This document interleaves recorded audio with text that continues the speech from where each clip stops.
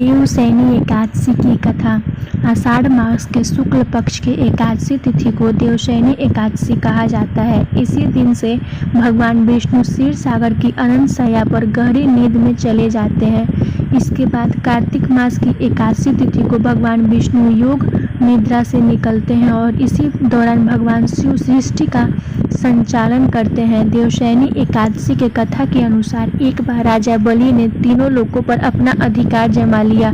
यह देखकर भगवान इंद्र और अन्य देवी देवता घबरा गए और भगवान विष्णु की शरण में चले गए। सभी देवी देवताओं को परेशान देखकर भगवान विष्णु ने ब्राह्मण अवतार धारण कर लिया और राजा बलि से भिक्षा मांगने जा पहुंचे। राजा बलि ने ब्राह्मण देवता से कहा, जो मांगना चाहते हैं मांग लीजिए। इस पर ब्राह्मण देवता ने भिक्षा में 3 पग भूमि मांग ली। पहले और दूसरे पग में ब्राह्मण देवता ने धरती और आकाश और पूरा संसार नाप लिया।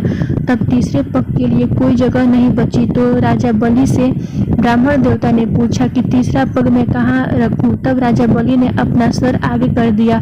ब्राह्मण अवतार में भगवान विष्णु राजा बलि को देखकर बहुत प्रसन्न हुए और उनसे वरदान मांगने को कहा। राजा बलि ने उनसे वरदान मांगा कि आप पाताल लोक में जाकर बस जाए। राजा बलि के बात मानकर उनको पाताल में जाना पड़ा। ऐसा करने से सभी देवी देवताओं और माँ लक्ष्मी परेशान हो गए और अब वह अपने पति विष्णु जी को वापस लाने के लिए माँ लक्ष्मी एक गरीब स्त्री का वेश धारण करके राजा बलि के पास गई और उन्हें अपना भाई बनाकर राखी बांध दी और उन्होंने उपहार के रूप में विष्णु जी को पाताल से वापस ले जाने का वरदान ले लिया।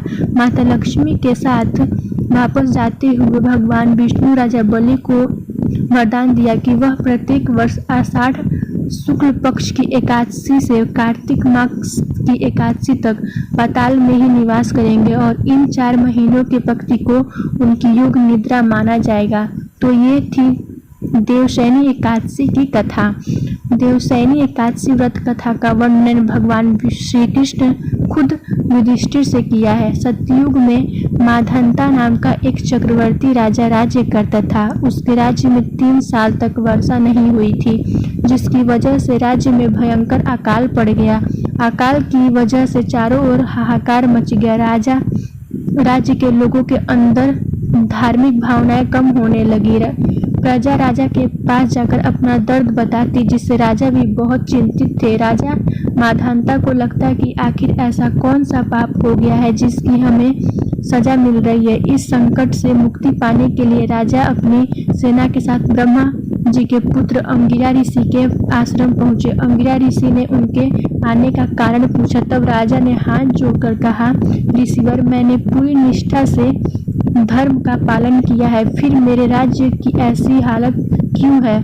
कृपया करके मुझे इसका समाधान बताइए। अंगिरा ऋषि ने कहा, यह सतयुग है, यह छोटे से पाप का भी दंड बहुत बड़ा मिलता है। अंगिरा ऋषि ने राजा को आषाढ़ मास के शुक्ल पक्ष की एकादशी का व्रत करने को कहा।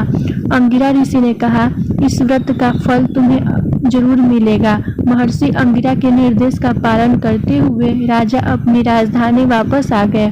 उन्होंने चारों वर्णों सहित देवशयनी एकादशी का व्रत पूरा किया, जिसके फल स्वरूप उनके राज्य में वर्षा हुई, जिससे एक बार फिर राजा के राज्य में खुशहाली छा गई। तो ये थी देवशयनी एकादशी की व्रत कथा।